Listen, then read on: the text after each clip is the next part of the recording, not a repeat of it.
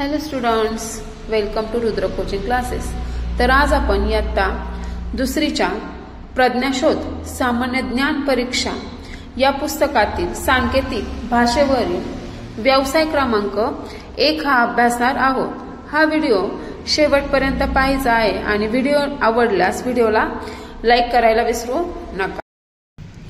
तर आपण व्यवसाय क्रमांक 1 ला सुरुवात करूया। यामध्ये सांकेतिक भाषेवरील प्रश्न विचारलेले आहेत।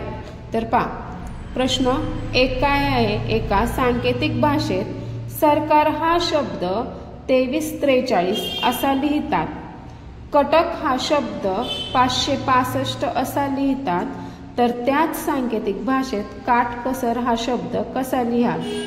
तर पहा, सरकारला काय 2343 आणि कटकला काय 565, म्हणजे आपण आधी मांडणी करून घेऊया। स बरोबर किती? 2, र बरोबर 3, का बरोबर 4 आणि र बरोबर 3। कटक साठी काय? क बरोबर 5, ट बरोबर 6 आणि क बरोबर परत 5 आहे। तर त्यांनी काय सांगितलंय? काटकसर हा शब्द कसा लिहाल? मग काटकसर मध्ये का साठी काय आहे? 4, ट साठी काय आहे? 6, क साठी आहे 5, स साठी आहे 2 आणि र साठी आहे 3। शब्द तयार झाला 46523। आता 46523 कुठे आहे? आहे का ऑप्शन मध्ये? यस आहे। 46523 हा 1 नंबर ऑप्शन मध्ये आहे। मग 1 नंबरचं सर्कल आपल्याला काय करायचंय? कलर करायचंय। ज्यावेळेस आपण हे गोल रंगवतो त्यावेळेस या गोलाच्या बाहेर जाऊ द्यायचं नाहीये, गोलाच्या आतमध्ये व्यवस्थित फिल करायचे।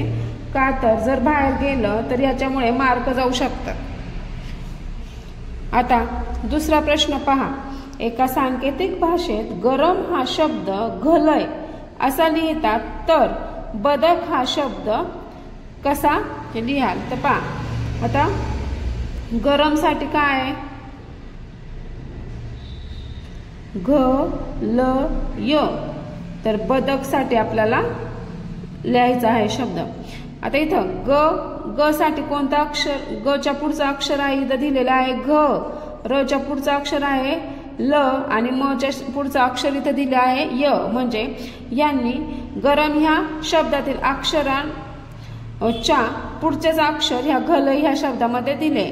तर तसंच मग बदक मध्ये ब च्या पुढचा अक्षर आहे भ, द च्या पुढचा अक्षर आहे ध आणि क च्या पुढचा अक्षर आहे ख। कोणता शब्द तयार झाला? भ ध ख। आता भ ध ख ऑप्शन मध्ये आहे का? आहे, 2 नंबर मध्ये आहे। 2 नंबरचा ऑप्शन आहे भ ध ख। कोणतं सर्कल फिल करायचं आपल्याला? 2 नंबरचं। तर पहा, प्रश्न क्रमांक 3 आहे, एका सांकेतिक भाषेत फूल, स्टार आणि गोल या चिन्हांनी वजन हा शब्द लिहितात, त्रिकोण, स्टार आणि चौकोन या चिन्हांनी गजर हा शब्द लिहितात, तर गोल, स्टार आणि चौकोन ही चिन्हे कोणता शब्द दर्शवितात? तर आधी आपण चिन्हे आणि त्याच्या पुढचे जे अक्षर आहे त्याला कोणते कोणते अक्षर आहे ते लिहून घेऊया। आता फुलासाठी कोणतं अक्षर दिलं यांनी? इथं फुल आहे, फुलासाठी व आहे। स्टार साठी दिलंय ज आणि गोल साठी दिला इथे न। आता इथे त्रिकोण साठी दिला आहे ग, स्टार साठी परत ज आणि चौकोन साठी आहे र। मग कोणता शब्द लिहायचा आपल्याला? तर सॉरी, गोल, स्टार आणि चौकोन ही चिन्हे कोणता शब्द दर्शवतात? आता गोल साठी काय आहे? न, स्टार साठी काय आहे? ज आणि चौकोन साठी आहे र, म्हणजे कोणता शब्द तयार झाला? न ज र। नजर शब्द आहे का ऑप्शन मध्ये? हो आहे, ऑप्शन नंबर 4।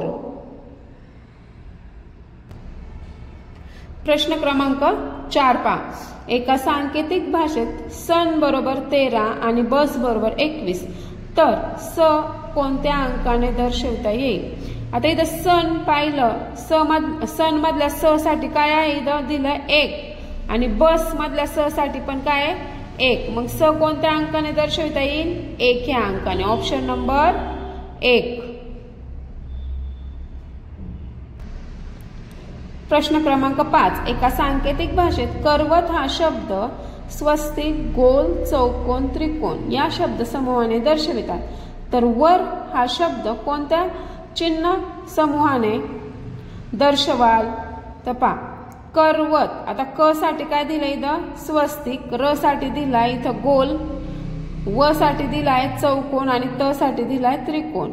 मग आपल्याला काय करायचं व र. आता व साठी कोणता आहे चौकोन आणि र साठी आहे गोल. चौकोन आणि गोल. चौकोन आणि गोल कुठे आहे इथे 3 नंबरचा ऑप्शन. Option number 3.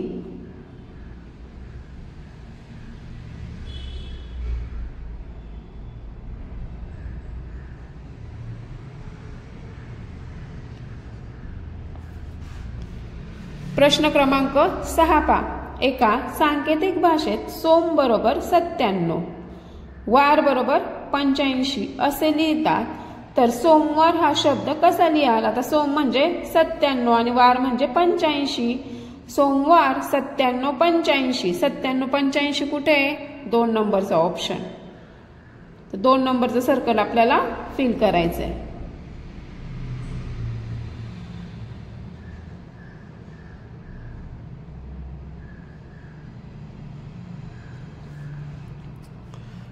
सातवा प्रश्न आहे पहा. एका सांकेतिक भाषेत मगर बरोबर 235, दिनकर बरोबर 1465 आणि धरण बरोबर 758 असे लिहितात. तर र साठी कोणता अंक वापरला आहे? आता मगर मधल्या इथं र आहे, ह्या र साठी आहे 5. दिनकर मध्ये पण र, ह्या र साठी पण आहे इथं 5 आणि धरण इथं र 2 नंबरला आहे. मग इथं पण आहे 5. म्हणजेच र साठी कोणता अंक वापरला आहे 5. 5 हा अंक आहे का ऑप्शन मध्ये? हो आहे. 3 नंबरच्या ऑप्शन मध्ये आहे. मग 3 नंबरचं सर्कल आपल्याला काय करायचंय फिल करायचंय. प्रश्न क्रमांक 8 पहा. एका सांकेतिक भाषेत राजा हा शब्द 67, मंत्री हा शब्द 51 असा लिहिला. तर रात्री हा शब्द कसा लिहाल? आता राजा मधल्या रा साठी इथे दिले आहे 6, जा साठी दिले आहे 7, मंत्री मधल्या म साठी दिले आहे 5 आणि त्री साठी दिले आहे इथं 1. मग आपल्याला काय सांगितलंय रात्री. आता इथं रा साठी आहे 6 आणि त्री साठी 1. 6 आणि 1 मिळून किती झाले 61. किती झाले 61. Option number 4.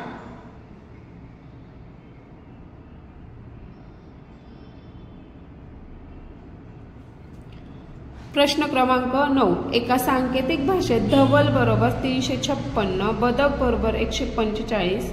तर त्याच भाषेत धगधग बरोबर किती? आता धवलचा ध म्हणजे किती 3, व म्हणजे 5 आणि ल म्हणजे 6. बदकचा ब म्हणजे किती 1, द म्हणजे 4 आणि क म्हणजे किती झाले 5. तर आपल्याला काय लिहायचंय धक धक. मग ध साठी किती आहे 3 आणि क साठी आहे 5. ध साठी 3, क साठी 5. बरोबर. तसेच 35 35. 35 35 आहे का ऑप्शन मध्ये? हो आहे. 2 नंबरचा ऑप्शन.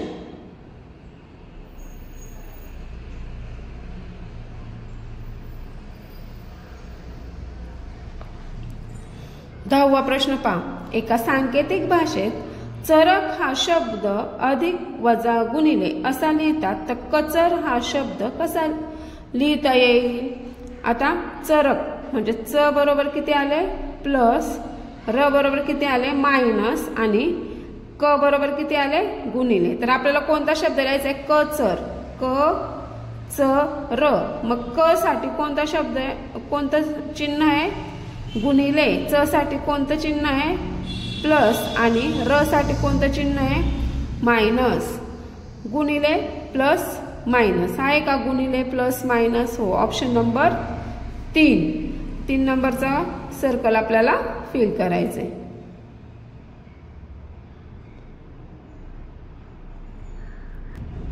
तर पहा आपण प्रज्ञाशोध प्रज्ञाशोध बुकमधला व्यवसाय क्रमांक सांकेतिक भाषेवरील व्यवसाय क्रमांक 1 हा पूर्ण सोडवलेला आहे। तर त्यामधलाच व्यवसाय क्रमांक 2 व्यवसाय 2 हा आपण पुढच्या व्हिडिओमध्ये सोडवणार आहोत। जर तुम्हाला हा व्हिडिओ आवडला असेल तर व्हिडिओला लाईक करा, तसेच जास्तीत जास्त शेअर करा आणि चॅनलला सबस्क्राईब करायला विसरू नका। तर भेटूया नेक्स्ट व्हिडिओमध्ये।